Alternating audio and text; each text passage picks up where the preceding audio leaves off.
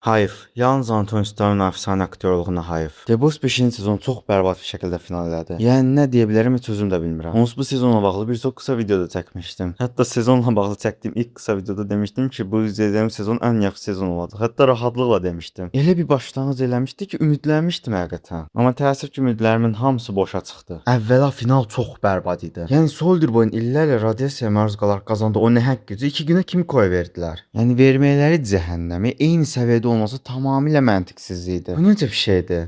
Əgər hər şey bu qədər bəsitdirsə, niyə bütün sezonda final eləmədiniz bu serialı? Bütün sezon finalına bir də diqqətlə baxın, orada da Ryan güclərini itirəcəkdi onsuz da. Bu tür niyə Soldier Boy dayandırdı? Dayandırmasaydı 5-ci sezon finalında yaşanan eyni şeylər yenə yaşanacaqdı. Yəni niyə uzatdınız? Bu serialı boş-boşuna niyə uzatdınız? 3-cü sezonun Herogasm bölümündəki aksiyonlar belə bu sezondakı bütün aksiyonlardan qat və qat daha yaxşı idi. Qəbul edirəm, sezon çox yaxşı başlamışdı. Hətta 1-ci, 2-ci bölümü olduqca yaxşı idi. Amma sonradan serial çox böyük bir düşüş yaşadı. Sezonla bağlı danışmaq istədiyim digər bir personaj Sister Sage-dir. Sözdə dünyanın ən ağıllı adamı olan bu personajın motivasiyası görək nədir? Bu adam hər kəsi bir-birinə düşürüb sonra sığınağında kitab oxumaq istəyir. Sadəcə bu, başqa bir şey yoxdur. Məsələn, süz bizlə sən Allah. Əgər Sister Sage olmasaydı, Homelander bu qədər yüksəlməyəcəkdi, tanrı kompleksinə girməyəcəkdi. Yəni durduğu yerə Homelander'a niyə xəyanət eləsin bu adam? Sister Sage həyatımda gördüyüm ən bərbad yazılmış personajlardan biridir. Bu ağıllı adam sonunda çox qəribə oldu. Bütün güclərini itirdi. Normal insan oldu. Sonra Harry Potter mı nədir ora getdi. Bu adam ağıllı falan yox. Yarım ağıllı demək belə olmaz. Ardından motivasiyası bərbad olan digər bir personaj Soldier Boy idi. Bu adamın motivasiyası tam olaraq nədir? Sezonun başlarında Homelander'a ha sən virusdan öləsən, mən sonsuza qədər yaşayacağam və bir asla tapanmayasan kimi sözlər deyirdi. Bir sonraki bölümdə baxırıq,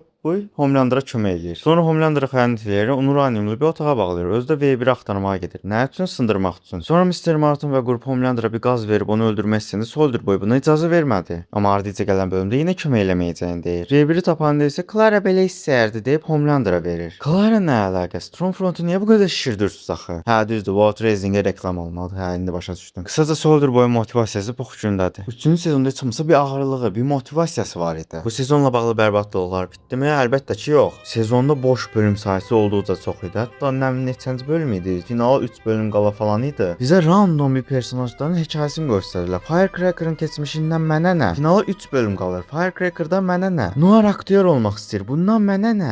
Narım aktyor olmaq istəyir. Ən bərbadi isə söz nədir? Bir itin, terrorun hekayəsini göstərdilər. Biz niyə Homelander'dan terrorun eşqini izləyirik? Nağarım bu onun oyuncağı ilə nələr eləmək istəyir? Nağarım terror Homelander'a nələr eləmək istəyir? 3 bölüm qalıb finala. 3. Sonra demək istədim 4-cü sezon və Genvinin mənasızlığı. 4-cü sezonun əsas məsələsi virus idi. Bu adamlar virusun dalıyca düşürdü. Bir sezon boyunca virusu axtarırlar falan. Hətta 5-ci sezonda da virus məsələsi davam eləyir. Genvi heç demirəm. Genvinin onsuz olma məsələsi virus idi elə. Amma 5-ci sezonun 6-cı bölümdə Homelander özünə V1 vurur, hop, bütün hər şey boşa getdi. Biz 4-cü sezon və Genvi 1-ci sezonu boşa izlədik. Genvi heç demirəm. 2-ci sezon tamamilə boş idi. Yəni yalan yox, maraqlı idi falan, amma boş idi. Bizə Mary personajını gətirib Homelander'a rəqib olacaq tək şəxs kimi tanıtdılar. Odessa projesimin nədir? Elə bir şey dedilər ki, yox Homelander qədər güclüdür, onu dayandıra biləcək tək şəxsdir falan filan. Amma 5-ci sezon başladı, bu qız ortalıqda yoxdur. 7-ci bölümdə gəlir, sonra final bölümdə yenə ortadan yoxa çıxır. Yalnız pul üçün çəkilmiş spin-off olduğu ortada. Genvi imiş. Biz niyə izlədik? Yox, yəni niyə bizə Genvi izlətdirdiniz? Ardından mən əsəbilən digər bir mövzu final bölümündən əvvəl bizə göstərilən posterlər oldu. Bizə elə şeylər göstərdilər ki, həyəcanlanmamaq mümkün deyil də. Yox, Homelander kosmosa çıxıb dünyaya baxır, bu tür Vought binasını dağıdıb orada dayanıb. Bunların heç bir sezonda olmadı. Hətta finaldan bir gün əvvəl elə bir poster paylaşdılar ki, komikslərdəki sona çox oxşayırdı. Homelander süper ordusu ilə dayanıb bu tür tək başına binaya girirdi. Əgər bunlar olmayacaqdısa, niyə posterlər göstərdiniz? Niyə clickbait atırsınız? O boyda Homelander özün tanrı elan edir, amma yanında bir dənə də süper yoxdur. Yalnız 2 dənə lazımsız süper vardı. Biri DP-donsa, digəri də Ahfader'di. Nədə elə bir şey idi. Ahfader öz səsi ilə öz başını partlatdı. DP isə Starlight tərəfindən öldürəcəyini düşünmüşdüm, amma öz sevdiyi balıqlar tərəfindən öldürüldü. Yəni Starlight'ın burada elədiyi çox mənasızdır. Yəni atdın suya. Deyək ki, DP-in balıqlarla heç bir mövzusu yoxdur. Üstə bir ton balığına hücum elədi. Nə qaracaqdın? Ya da ki, üzərə qaçdı oradan. Bir balığın üstünə mindi, qaçdı, uzaqlaşdı. Bəs bu DP niyə suda üzə bilmir? Niyə normal insan kimi çabalayır? Normalda bu kamera çəkməsi 2 dəqiqədə üzməlidir suda. DP heç demirəm. Bu adam 5 sezon boyunca heç bir inkişaf yaşamadı. Eyni yaltaqlıqda, eyni şərəfsizlikdə də qaldı. Heç olmasa sonunda Homelander'a qarşı gəlsəydi elə ölsəydi. Digər heç olmasa şərəfli şəkildə öldü. İndi əsas mövzuya gəldik. Finalın ən bərbad tərəfinə. Homelander'ın ölümü. Düzdür, bu adamın ölümünü gözləyirdim. Onun serialı izləyən hər kəs bunu gözləyirdi. Amma bu qədər bərbad şəkildə də olmaz da tay. Bu tür və qrubu, hə gəlin gedib bir Homelander öldürək, hop gedib döyüşüb öldürürlər. Bu nədir? Məsələn söz, bu adam V1 aldı. Bu tür belə orada qorxaraq qaçsın dedi. Baxın, bu tür belə dedi ki, qaçsın. Əgər bu qədər bəsitsə niyə qaçsın? Elə tutub orada döyüb öldürərdin də. 7-ci bölümdə Homelander'ın çox sürətli olduğunu göstərdilər. Final bölümündə də bir adamı 2 dəqiqə kosmosa çıxardı. Amma bir dənə ağ evdən qaça bilmədi. Serial öz içində çelişir vallah. Bu tür güdümü belə yenə bilməyən bu tür. İlk bölümdə Homelander'dan tək yemiş olan bu tür. Bu bölümdə Homelander'ı sağdan sola çırpdı. Bunlar özləri dedi ki, V1 alan adam 10 qat daha güclənir. Sister gözü dedi. Normalda adi V-ni belə üstünə vuran bir süper daha da güclənirdi. Bunu birinci sezonda çox yaxşı göstərdilər. Amma V1 alan Homelander güclənməkdənsə zəiflədi. Əgər bu adam döyməyə bu qədər rahat idisə, V1 almış formasını döyməyə bu qədər rahat idisə, niyə 5 sezon boyunca gözlədi? V1 almazdan əvvəl gedib döyüb öldürərdiniz də.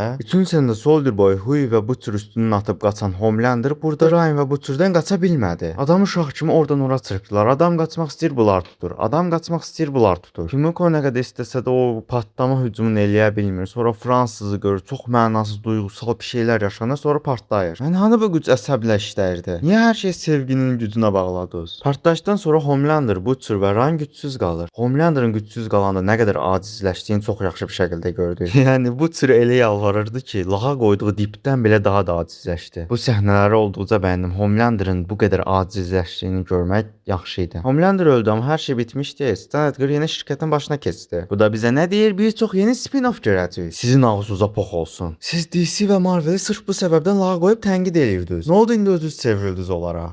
Yəni Vote Rising'in traileri falan da yayınlandı amma nə bilim, The Boys belə bitdikdən sonra o spin-off'ları görmək mənim üçün nə dəhşətdir. Sırf spin-off'lar üçün bütün xarakterləri xərclədilər. Bir daha heç vaxt Homelander kimi bir düşmən görməyəcəyik biz. Soldier Boy da nə bilim, Soldier Boy yaxşı idi falan amma Homelander kimi değildi də. 5-ci sezon yalnız Vote Rising, yəni Soldier Boy serialının reklam üçün idi. Nəysə 5-ci sezon finalından danışmağa davam eləyək. Bu tür Ryan'a yeni bir səhifə açmağa, bir yerdə yaşamağa təklif eləyir. Ryan da cəhənnəm ol, Homelander'dan fərqsizsən kimi cavab verir. Sonra bu tür gedir itin yanına, itin də ölmüş görür. Sonra hə onda gedim mən bütün süperləri öldürüm deyir. Və Vote binasının başına çıxır. Huy da virus qabını görür. Nə tərsən, nə tər, hansı hissi ilə bilmirəm, bu türün Vote binasına getdiyini öyrənir. Biraz qapışdıqdan sonra Huy bu türü öldürür. Bu türün ölümü də bu şəkildə olur. Yəni bu türün ölümü məncə olduqca yaxşı idi. Komikslərdəkinə olduqca bənzəyirdi. Komikslərdə də Huy'ye mən sən ailə öldürdün falan deyib özünü öldürtmüşdü. Amma bunu yalandan demişdi. Ailəsini falan öldürməmişdi. Dediyim kimi bərbad bir sezon, bərbad bir final. İstədikləri qədər The Boys Mexica çəksinlər. Heç biri The Boys kimi ola bilməyəcək. Sırf random spin-off'lar üçün xərclədilər serialı. Siz də bu bərbad final haqqında fikirlərinizi yorumlara yazmağı və dəstək üçün məni təqib etməyi unutmayın.